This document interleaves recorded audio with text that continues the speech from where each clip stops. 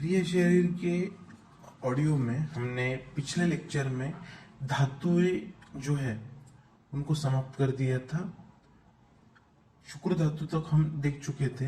हमने one by one सभी धातु देख ली है और आज के लेक्चर में हम शुक्र धातु का जो सार भाग होता है ओज है उसके बारे में देखेंगे। उच्च के अंतर्गत इसके अंतर्गत के जितने भी पॉइंट है वो हम उसी प्रकार से देखेंगे जिस प्रकार से हमने शुक्र धातु के या फिर उसके पहले के धातु के देखे थे, क्योंकि पॉइंट्स लगभग वही आएंगे। कुछ पॉइंट्स चेंज हो गए, उनको भी हम इसके साथ साथ में देखते हैं। ओज के बारे में बतला दूं, ये जो सभी धातु का सारभूत अंश है और एक ही होने के कारण इसके ऊपर बहुत बार एग्जाम में क्वेश्चन पूछे जाते हैं। एग्जाम के दृष्टिकोण से अगर देखेंगे तो ये जो अध्याय है ये बहुत ही महत्वपूर्ण है। इसके अंतर्गत जितने भी श्लोक आते हैं मुख्यतः टीकाओं के श्लोक है, क्योंकि संहिताओं में इसका वर्णन तो किया है लेकिन टीकाकारों ने इसको और ज्यादा एलेबोरेट करके बताने की कोशिश की है। तो सबसे पहले हम देखते हैं ओज की व्युत्पत्ति। व्युत्पत्ति ये ग्रामर का पार्ट है। इसमें कहा गया है कि उब्ज इस धातु को असन यह प्रत्यय बल इस अर्थ से जब लगाया जाता है उस वक्त ओजस यह शब्द निर्माण होता है।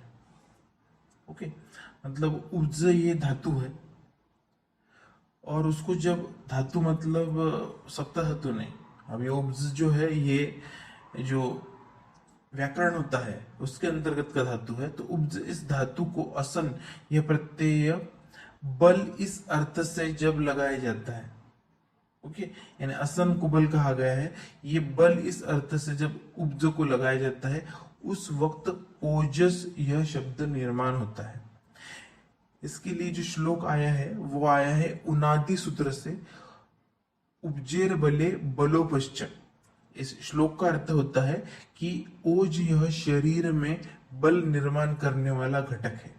ओज यह शरीर में बल निर्माण करने वाला घटक है।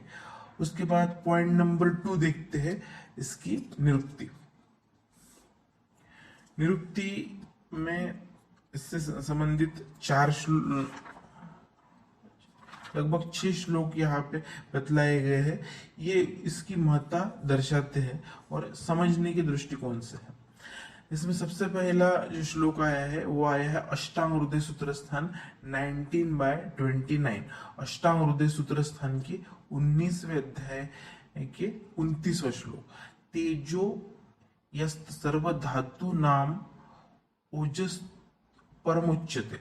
सर्व धातु की उत्तम तेज को ओज कहते हैं। तो इसमें उसका मतलब बताया है कि सर्व धातु जितने भी है उसका जो सारभाग अंश होता है वो ओज होता है। उसके बाद जो सेकंड श्लोक है वो चक्रपाणी टीका से लिया गया है। चक्रपाणी टीका चरक सूत्र स्थान 13/7।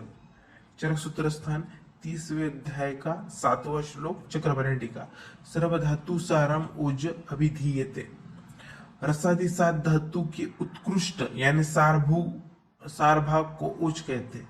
वही बात यहाँ पे फिर से बताई गई है कि जितने भी सप्त धातु है उसका जो उत्कृष्ट भाग है यानी जो सबसे अच्छा भाग होता है उससे बनने वाला जो होता है वो ओज होता है। तीसरे नंबर का श्लोक जो है वो डलहन टीका से लिया गया है। सुश्रुत सूत्र स्थान 15/19। सुश्रुत सूत्र स्थान 15वें अध्याय का 19वां श्लोक डलहन टीका। तत्र रसादि नाम शुक्रनाम धातु नाम यत्परम तेजः तत् खलु ओजः तदेव बलम इति उच्यते स्वशास्त्र सिद्धांतात। इस श्लोक में कहा है कि रस धातु से शुक्र धातु तक के तेजोभूत अंश को ओज कहते हैं। ओज यानी शरीर बल। यहाँ पे 2 बातें बतलाई गई है। जो इसके पहले श्लोक में बतलाई गई एक बात के रस धातु से लेकर शुक्र धातु तक का जो तेजोभूत अंश होता है वो ओज होता है। और यहाँ पे अलग ही बात बतलाई है कि ओज यानी शरीर बल, जो शरीर की ताकत होती है उसको ओज कहा जाता है। अभी किस प्रकार की ताकत होती है, तो इसमें तीनों बल सम्मिलित होते हैं, तीनों बल मिले हुए होते हैं। सबसे पहला बल शारीरिक बल, ओके, यानी फिजिकल पावर। दूसरा आता है मानसिक बल यानी मेंटल पावर, और धातु बल यानी जो धातु हमने अब तक देखे हैं सातों, उसका बल। तो शरीर की जो निर्मिति होती है वो धातुओं के द्वारा ही होती है। तो धातुओं का बल यानी शारीरिक बल, और मानसिक बल में मुख्यतः मज्जा धातु का संबंध आता है, ओके। और साथ साथ में मानसिक बल को डिवाइड नहीं कर सकते किसी धातु में, क्योंकि जो मानसिक बल होता है उसका workout function according to modern तो ब्रेन के द्वारा चलता है, लेकिन जो क्रिया व्यापार होता है जो हमें दिखाई देता है वो हमें वात दोष का कार्य दिखाई देता है। जबकि जो मन होता है और आत्मा होता है और बुद्धि का एक स्थान भी हृदय को कहा गया है। इसीलिए किसी धातु में इसे हम डिवाइड नहीं कर सकते, लेकिन शरीरस्थ जो एक दूसरे के ऊपर डिपेंड होता है, फिजिकल जो पावर होती है, ओके, शारीरिक जो बल होता है वो मानसिक बल के ऊपर आधारित होता है, और मानसिक बल जो होता है वो शारीरिक बल के ऊपर आधारित होता है। ये दोनों भी एक ही सिक्के के दो पहलू हैं। अगर फिजिकल ताकत में कोई कमतरता आती है, कोई वीकनेस आती है, उसका मेंटेलिटी पे इफेक्ट पड़ता है। और मेंटल बल में किसी कारणवश कोई कमी होती है या फिर विकृति आती है तो उसका परिणाम हमारे शरीर के ऊपर पड़ता है। एग्जाम्पल के तौर पे अगर आपको किसी भी प्रकार की व्याधि होती है, ओके, तो आपकी सोचने समझने की शक्ति वीकनेस आने की वजह से कम हो जाती है। आपके जो ज्ञानेंद्रिय होते हैं वो भी ज्ञान का सीधे तरीके से ज्ञान को ग्रहण नहीं कर सकते। उसी प्रकार से जो मानसिक बल होता है, मानसिक बल में या कोई कमी होती है या फिर विकृति यानी किसी प्रकार की व्याधि उत्पन्न हुई है, मानस रोग उत्पन्न हुआ है, तो उसकी वजह से शारीरिक जो क्रियाएं होती है वो ठीक तरीके से नहीं कर पाएगा। व्यक्ति अगर आहार भी ग्रहण करेगा तो उसका पाचन ठीक तरीके से नहीं हो पाएगा, क्योंकि इसमें फिर से वही बातें हैं, यावत पित्त धरा कला तावत मज्जा धरा कला। पित्त धरा कला होती है, वही भी मज्जा धरा कला होती है, तो हम आहार ग्रहण करते हैं तो उसके वजह से हमें फिजिकल वेलबींग रहता है। और आहार पाचन के बाद शरीर का पोषण होने के बाद जब वो मानस को मिल जाता है तो उसके वजह से मानस बल उत्तम होता है। तो ये दोनों चीजें होती है वो एक दूसरे के ऊपर डिपेंडेंट होती है। और ओज जो होता है, ओज में ये दोनों भी बल और साथ में धातु बल जैसे शरीर बनता है उस सभी का सम्मिलित भाग होता है, यानी शरीर की जो ताकत होती है, ओवरऑल ताकत जिसे कहेंगे सब मिला के, वो ओज होता है। इसके बाद जो चौथा श्लोक आया है फिर से दलहन टीका के अंतर्गत का ही है। दलहन टीका सुश्रुत सूत्रस्थान 1/28। दलहन टीका सुश्रुत सूत्रस्थान की पहले अध्याय का 28वां श्लोक। बलम कर्म साधन शक्तिर वायामानुमेय। काम यानी कर्म करने की शक्ति को बल कहते हैं। वह बल परीक्षण व्यायाम क्षमता के ऊपर से करते हैं। अब ऊपर के श्लोक को और ज्यादा विस्तारित रूप देने का यहाँ पे कार्य किया गया है कि हमने कहा कि ओज जो होता है उसको बल कहते हैं। इस श्लोक में ये कहा गया है कि हम जो कर्म करते हैं उसके लिए जो शक्ति लगती है उस शक्ति को ही बल कहा जाता है। अब ये शारीरिक क्षमताओं के काम करेंगे तो शारीरिक शक्ति लगेगी, मानसिक क्षमताओं के कार्य करेंगे तो मानसिक बल लगेगा। तो ये दोनों बल होते हैं, इनकी जो परीक्षाएं होती है वो व्यायाम शक्ति या फिर व्यायाम क्षमता के ऊपर डिपेंड होता है।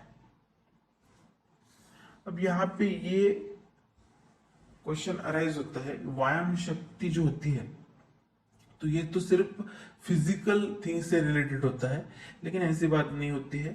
कुछ ऐसे एक्सरसाइज होते हैं जो ब्रेन को स्टिमुलेट करते हैं। ओके, उस एक्सरसाइज के द्वारा मानसिक क्षमताओं का हम पता लगा सकते हैं। जैसे कोई व्यक्ति योग्य तरीके से वर्जिश करता है तो उसकी वजह से उसकी फिजिकल वेलबींग होती है। अगर मेंटल एक्सरसाइज की जाए तो उसकी वजह से मेंटल वेलबींग होते हैं। जैसे शतरंज का खेल है, वो मानसिक कार्य है। अभ्यास करना, अध्ययन करना, ये भी मानसिक एक्सरसाइज है। उसके बाद एक स्पेसिफिक चीज अभी मॉडर्न में कही जाती है कि अगर हम रूटीन में अगर कोई काम राइट हैंड से करते हैं, क्योंकि मैक्सिमम जो लोग होते हैं वो राइट हैंडर होते हैं और वो उनका वही हाथों से ज्यादा वर्कआउट होता है, लेकिन कुछ लेफ्ट हैंडर होते हैं मेरी तरह, तो उनका उस वक्त जो वर्कआउट में ज्यादा लेफ्ट हैंड काम में आता है। लेकिन ये इस उस व्यक्ति की रूटीन है। लेकिन अगर उसके विरोधी हाथों को उस प्रकार से हम यूज करते हैं वही कार्य करने के लिए, जैसे हम रोज बाल बनाते हैं तो राइट हैंड से बनाएंगे, या फिर दांत धोते हैं तो राइट हैंड से धोते हैं, यही काम अगर उल्टा किया जाए, राइट हैंडेड पर्सन अगर लेफ्ट से करे, लेफ्ट हैंडर जो पर्सन होता है वो राइट से करे, तो ये भी मेंटल एक्सरसाइज के अंतर्गत आता है। कहते हैं कि इससे ब्रेन को एक तरह की शार्पनेस मिलती है। तो यही बताया गया कि यहाँ पे व्यायाम शक्ति से हम दोनों चीजों को गृहित धरेंगे, ये शारीरिक और मानसिक व्यायामों के द्वारा हमें शारीरिक और मानसिक व्यायाम क्षमताओं के द्वारा हम बल का पता लगा सकते हैं।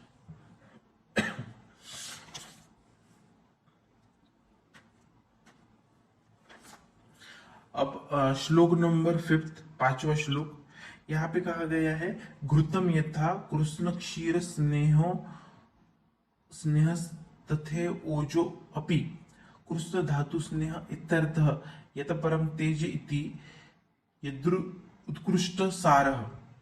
ये डलहन टीका का श्लोक है, सुश्रुत सूत्र स्थान 15/19। डलहन टीका सुश्रुत सूत्र स्थान 15वें अध्याय का 19वां श्लोक। इस श्लोक के अंतर्गत ये बतलाया गया है कि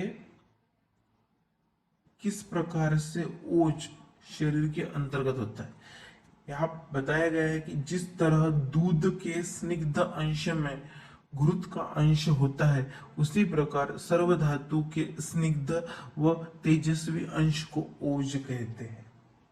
हमने इस प्रकार का वर्णन इसके पहले के धातुओं में भी सुना है। शुक्र धातु के लिए हमने यही उदाहरण देखा। तो उसी प्रकार से यह बतलाया गया है कि अगर आपके सामने दूध रखा गया है तो दूध में से घी कौन सा है यह आप पहचान नहीं सकते, क्योंकि वो उसमें पूरी तरीके से सम्मिलित रहेगा, आप हम उसे जान नहीं सकते। लेकिन अगर दूध का दही किया जाता है, उसके बाद उसको मंथन करके उससे माखन निकाला जाता है, उसके ऊपर अग्नि संस्कार करके हम घृत की प्राप्ति करते हैं। इस प्रकार से हमें घृत मिलता है जो हमें दूध में दिखाई नहीं देता लेकिन उसमें होता है। उसी प्रकार से सर्व धातु जो होते हैं उसमें भी स्निग्ध व तेजस्वी अंश का ओज रहता है, लेकिन हमें वो दिखाई नहीं देता।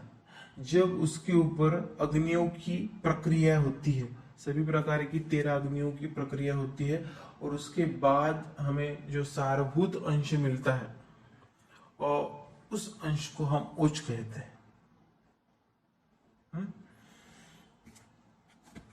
तो ये इसका महत्व बतलाने के लिए या उसका स्थान बतलाने के लिए कहा गया है।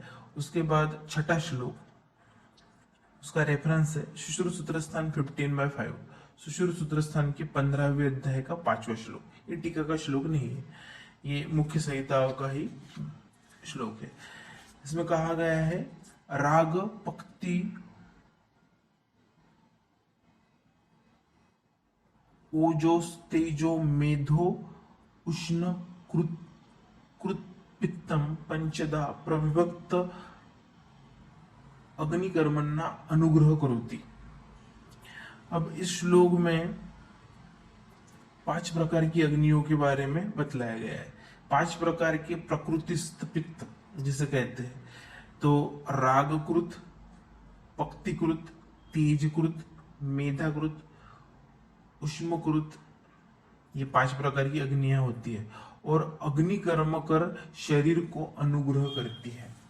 अनुग्रह करना इसका मतलब शरीर को धारण करना, शरीर को चलाना, शरीर का क्रिया व्यापार योग्य तरीके से होना। ये 5 प्रकार की अग्नियां होती है और ये एक्चुअली जो हमारे 5 प्रकार के पित्त है उसी पित्तों के बारे में यहाँ पे कहा गया है। अब इस श्लोक को हम इलेबोरेट करते हैं। रागकृत रस को रक्त में परिवर्तित करने वाला रंजक पित्त, मतलब यहाँ पे हमें ये स्पष्ट नहीं होता है कि पित्त के 5 प्रकार किस प्रकार से, तो वो देखते हैं। रागकृत रस को रक्त में परिवर्तित करने वाला जो होता है वो रंजक पित्त होता है। रंजक पित्त जो होता है वो क्या करता है, रंजक पित्त रक्त का रंजन करता है। इसी रंजन का मतलब होता है रंग देने वाला। ओके, तो इसीलिए रस धातु का परिवर्तन हो जाता है रक्त धातु में।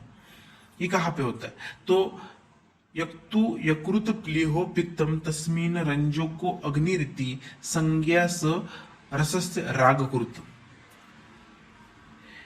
यकृत और प्लीहा में पित्त रंजकोग्नि, मतलब यकृत और प्लीहा ये मूल स्थान है रक्त धातु के। ओके, रक्तवानम सम यकृत मूलम प्लीहच, तो यकृत और प्लीहा में ही रंजक अग्नि स्थित होती है और वो रस को रक्त में परिवर्तित करती है। लेकिन उसका स्थान जो होता है रंजन करने का वो ये नहीं होता है। रंजन करने का स्थान होता है उसका आमाशय। आमाशय श्रेयम पित्तम रंजकम रसरंजनात्, यानी आमाशय में रंजक पित्त द्वारा रस धातु का रंजन करके रक्त में उसको परिवर्तित किया जाता है। अब रंजन करने कार्य यानी ब्लड सेल्स बनने का जो कार्य होता है वो तो वहां पे नहीं होता है, वो बोन मैरो में होता है। फिर इस प्रकार का वर्णन यहाँ पे क्यों आया गया है, यहाँ पे ये बताया गया है कि जो हमारा आमाशय होता है, आमाशय में हम आहार ग्रहण करते हैं, that is reservoir for digestion. इसमें जो सिक्रेशंस होते हैं एंजाइम्स के, उसमें एसिल भी सिक्रेट होता है और यहाँ से आहार पाचन निर्मित की प्रक्रिया शुरू होती है। अगर ये आहार ही नहीं मिलेगा तो आहार निर्मित की प्रक्रिया शुरू नहीं होगी और ये महत्वपूर्ण उसका कार्य होता है और बहुत सारे एंजाइम्स यहाँ पे सिक्रेट होते हैं और डाइजेशन की प्रोसेस यहाँ पे स्टार्ट होती है। और जो रंजक पित्त होता है, रंजक पित्त यहाँ पे सीक्रेट होता है और वो अपना कार्य यही से शुरू कर देता है। इसीलिए कहा गया है कि आमाशय श्रम पित्तम रंजकम रसरंजनात्, वो रंजन का कार्य अपना शुरू कर देता है। पक्तिकृत आहार को पचाने वाली पाचक पित्त है। आगे की लाइन में कहा है कि पक्तिकृत जो कहा गया ये पहले प्रकार का हो गया, राग यानी रंजक। उसके बाद जो दूसरे नंबर का बताया है पक्तिकृत कहा है। पक्तिकृत का मतलब होता है आहार को पचाने वाला, आहार को पचाने वाला यानी पाचक पित्त। पित्तम पंचात्मकम तत् पक्वामाशय मध्यम, जो कहाँ पे रहता है ये पाचक पित्त, तो ये रहता है पक्वाशय और आमाशय के मध्य में। पक्वाशय और आमाशय के मध्य में लघुअंतर रहता है। अकॉर्डिंग टू मॉडर्न देखा जाए तो डियोडिनम, जिजुनम और इलियम रहता है। इसी को हम ग्रहणी कहते हैं। तो ग्रहणी ये पाचक पित्त का स्थान होता है। पचत्यम अन्नम विभज्यते सार किट्टो पृथक पृथक। यहाँ पे क्या होता है, पंचभौतिक जो आहार होता है उसका सार और किट्ट में विभाजन होता है। तत्रस्थमेव पित्तानाम शेषानाम अनुग्रहम, और इसीलिए वो पाचक पित्त इस नाम का अनुग्रह करता है। करोति बलदानेन पाचकम नाम तदस्मृतम, वो शरीर को बल देता है, क्योंकि अगर पाचन ही नहीं होगा तो आहार रस की निर्मित नहीं होगी, आहार रस की निर्मित नहीं होगी तो जो 7 अग्नियां होती है, जो 7 धातु को निर्मित करती होती है, उनको ताकत नहीं मिलेगी और आगे के धातु भी निर्मित नहीं होते, तो वहां पे बल देना आवश्यक होता है। हमने इसके पहले ये वर्ड देख चुके हैं कि धातु का बल यहाँ पे बतलाया गया है कि वो बल देता है, धातु निर्मित के लिए बल देता है, इसीलिए उसको पाचक अग्नि ये नाम दिया गया है। ये हो गई पित्तकृत। उसके बाद तेजकृत। तेजकृत का मतलब होता है तेजो दृष्टि रीति ख्यातम, इथे इसे आलोचक पित्त कहते हैं। तो तेजकृत का मतलब होता है जो दृष्टि जो होती है, हमें दृष्टि में आलोचक पित्त रहता है, और उसकी ख्याति भी वैसी है कि जो दृष्टि को तेज देता है उसको आलोचक पित्त कहते हैं। तो ये हो गया तेजकृत। उसके बाद नेक्स्ट है मेधाकृत। मेधाकृत यानी बुद्धि से संबंधित है। बुद्धि को करने वाला या धारण शक्ति को करने वाला, धीर धारणावती मेधा, इसे साधक पित्त कहते हैं। तो जो बुद्धि को निर्मित करता है, धारण शक्ति जो निर्मित करता है, धी धृति स्मृति को जो निर्मित करता है और उसका अनुग्रह करता है, उसे साधक पित्त कहते हैं। ओके, लास्ट में कहा गया है, तो ये जो था वो मेधाकृत था। उसके बाद उष्णकृत।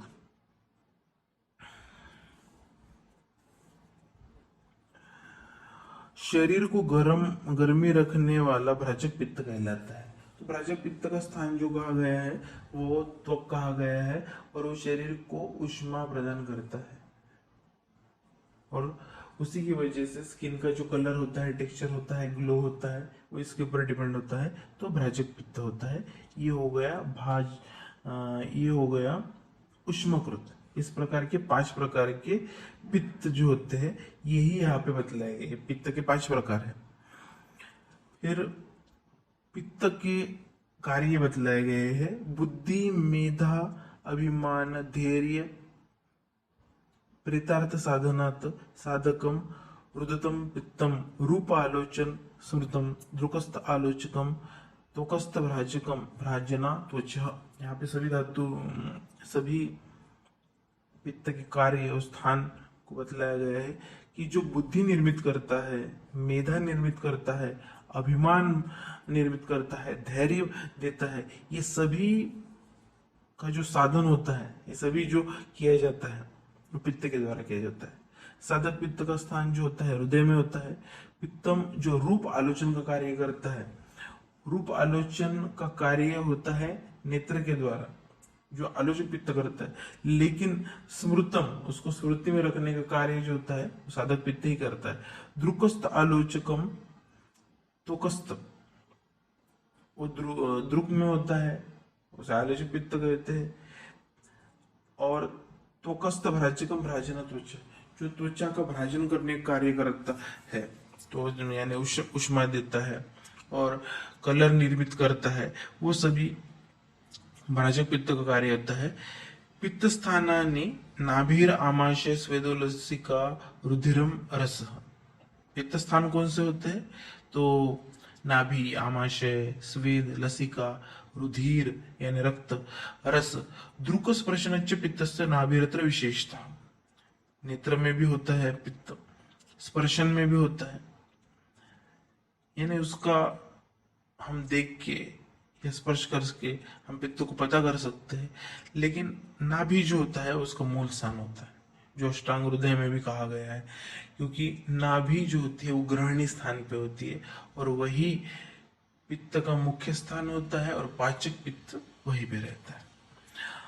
अग्निकर्मण्य अनुग्रह करोति, यानी जैसे लौकिक अग्नि दहन पाचन आदि कार्य करती है, वैसे ही शरीरस्थ पित्त अग्नि की तरह भीतर दहन पाचन आदि कार्य करती है। जिस प्रकार की लौकिक अग्नि जो होती है, यानी जो हम विजुअल अग्नि देखते हैं, आग देखते हैं, वो क्या करती है? दहन का कार्य करती है, जलाने का कार्य करती है और पाचन का कार्य करती है। वो किसी को भी आग में हम डाल देते हैं तो उसको ग्रास कर लेती है, खा जाती है। उस प्रकार का उसकी पावर होती है अग्नि की। इसी प्रकार से शरीरस्थ पित्त जो होता है वो इसी तरीके से भीतर का दहन करती है और पाचन कार्य करती है, यानी शरीर को चलाती है। ओके, और पाचन कार्य करती है, यानी जो भी हम ग्रास कर लेते, खा लेते हैं, उसको डाइजेस्ट करने की ताकत रखती है। तो ये सभी के सभी पित्त की महत्व बताने के लिए बतलाया गया है। ये वर्णन आपको सुश्रुत संहिता के जो अंबिका दत्त शास्त्री है उसमें 15वें अध्याय के 5वें श्लोक का जो वर्णन है वहां पे मिलेगा, पेज नंबर 74। अब हमने ये इतना जो विवेचन है वो क्यों देखा इतना डिटेल में? तो ये पॉइंट प्रैक्टिकल के दृष्टिकोण से महत्वपूर्ण है। सुश्रुत संहिता ने रक्त को चौथा दोष माना है। इसलिए माना है क्योंकि रक्त को उन्होंने इतना महत्वपूर्ण जाना है, क्योंकि उन्होंने बॉडी का डिसेक्शन किया है और ये पाया है। और जो रक्त की निर्मित होती है वो पित्त के द्वारा होती है, ऐसा कहा जाता है, क्योंकि रक्त धातु का जो मल है वो पित्त है। यानी शरीर में जो भी पित्त रहता है उसको बल देने का कार्य रक्त धातु के द्वारा ही होता है। ओके, तो they are dependent to each other. और यहाँ पे हमने ये सब इसलिए देखा कि ये सभी अग्नि जो होती है, ये सभी अग्नि अगर योग्य तरीके से कार्य करेगी तभी धातुओं की निर्मित जो होती है वो योग्य तरीके से होगी। क्योंकि पाचक अग्नि हमने देखी, रंजक अग्नि हमने देखी। रंजक अग्नि रहती है आमाशय में, पाचक अग्नि रहती है ग्रहणी में, और डाइजेशन का जो कार्य होता है वो आमाशय और लघुआंत्र में होता है, ग्रहणी में ही होता है।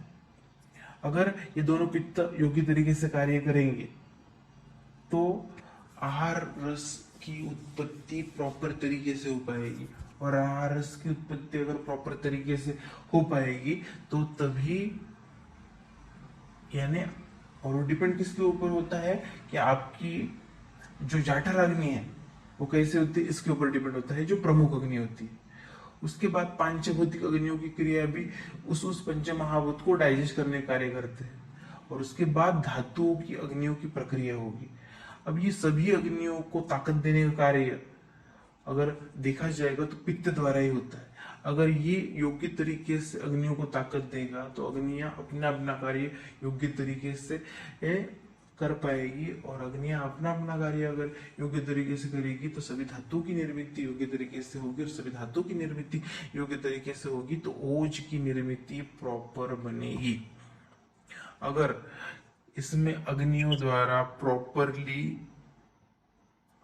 उसको ताकत नहीं दी गई तो जो बनने वाला प्रोडक्ट होता है वो प्रोडक्टिव नहीं बनेगा, यानी धातु विकृत बनेगी। जो भी अग्नि में भी अगर प्रॉब्लम आता है, जाठर अग्नि अगर विकृत होती है तो उसके बाद की सभी अग्नियां विकृत हो जाती है। तो इसके लिए पित्त योग्य होना आवश्यक होता है। और ओज जो होता है हम उसका रिलेशन वैदिक समझ से लगाते हैं।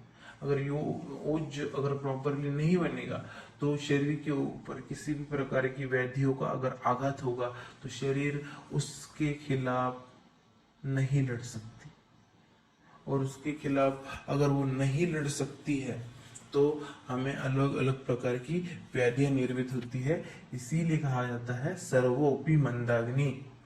अगर अग्नि मंद होती है तो अग्नि मंद होती है, यानी पित्त अगर मंद होता है, पित्त का कार्य ठीक से नहीं होता है, उसके वजह से धातु की निर्मित ठीक से नहीं होती है, धातु की निर्मित ठीक से नहीं होती है तो उससे बनने वाले मल और उपधातु की निर्मित नहीं होती है, ओज की निर्मित प्रॉपरली नहीं हो पाती है, और इसी प्रकार से व्यक्ति व्याधिग्रस्त हो जाता है। इसीलिए उसका सभी का मूल कारण जो होता है वो हमारी अग्नि होती है। तो इसीलिए ये वर्ड आया है सर्वोपि मंदाग्नि। जितने भी निज रोग होते हैं वो अग्नि अगर आपकी प्रॉपर रहेंगी तो आपको नहीं हो। ये अग्नि का महत्व होता है, ये हमें जानना चाहिए। ये प्रैक्टिकल पॉइंट ऑफ व्यू बहुत आवश्यक है। और यावत पित्तधरा कला तावत मज्जाधरा कला। अगर अग्नि की विकृति होगी तो तो मज्जाधरा की भी विकृति होगी, मज्जाधरा की विकृति होगी तो मानसिक व्याधियां भी उत्पन्न होगी। तो शारीरिक के साथ साथ मानसिक यानी सोमैटिक एंड साइकोटिक दोनों प्रकार के जो डिजीज होते हैं ये भी अग्नि के ऊपर ही डिपेंड होते हैं। तो इसीलिए आयुर्वेद का ये प्रधानभूत श्लोक है कि सर्वोपि मंदाग्नि। अगर आपकी अग्नि मंद होगी तो आपको अलग अलग प्रकार की व्याधि उत्पन्न होगी। यहाँ पे ये जो श्लोक है इसका सिर्फ अर्थ याद रखना है, लेकिन ये जो उसके बारे में विवेचन मैंने बताया है ये आपको प्रैक्टिकल अप्रोच के लिए बहुत महत्वपूर्ण रहेगा कि जब भी आप कोई पेशेंट देखते हो तब उसकी अग्नि देखना बहुत महत्वपूर्ण होता है, क्योंकि मैक्सिमम दोषों का कारण जो होता है वही से होता है।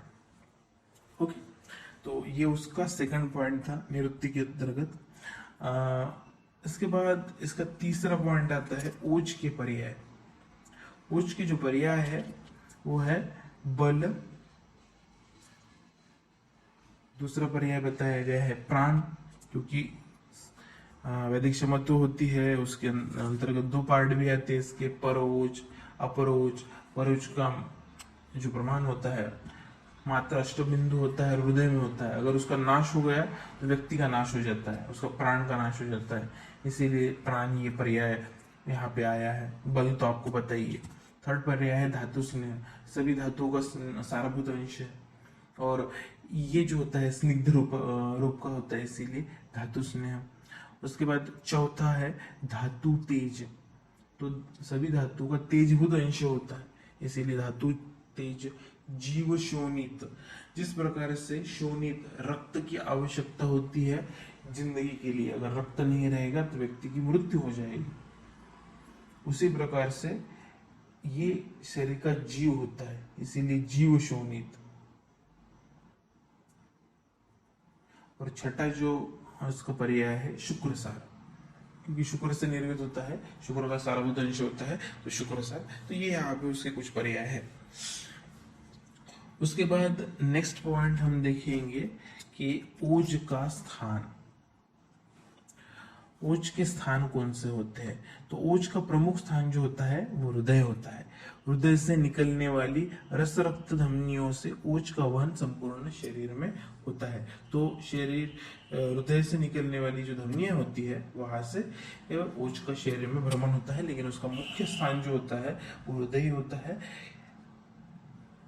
अष्टबिंदु ओज जो होता है, परोज जो होता है वो हृदय में रहता है, और जो अर्धांजलि ओज रहता है, अपर ओज रहता है, उसका रस रक्त के साथ शरीर में संवहन होता है। इसीलिए मैंने बार बार मैं वहन के बारे में जब बताता हूँ तो यही बताता हूँ कि रस रक्त ओज इसका शरीर में वहन होता रहता है। तो वो ओज के लक्षण का श्लोक यहाँ पे आया है। चरक सूत्र स्थान 17/74, चरक सूत्र स्थान के 17वें अध्याय का 74वां श्लोक। हृदय तिष्ठन्ति यदृद्धम रक्तम पीशितम पीततम ओजः शरीरे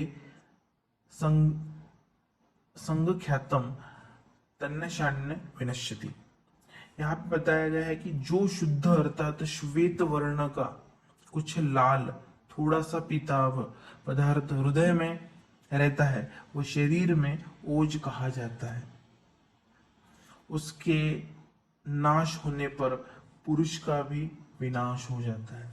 अब यहाँ पे लक्षण ये बतलाया गया है कि उसका स्वरूप बतलाया गया है एक्चुअली, जो शुद्ध अर्थात श्वेत वर्ण का, इसका वर्ण सबसे पहले बताया गया है। शुद्ध जो ओज रहता है वो कैसा रहता है, श्वेत वर्ण का रहता है, कुछ लाल, थोड़ा सा लाल रहता है, थोड़ा सा पीता भी यानी पीले कलर का रहता है, पदार्थ हृदय में रहता है, श्वेत, लाल, थोड़ा सा पीला, इस प्रकार का एक पदार्थ हृदय में रहता है,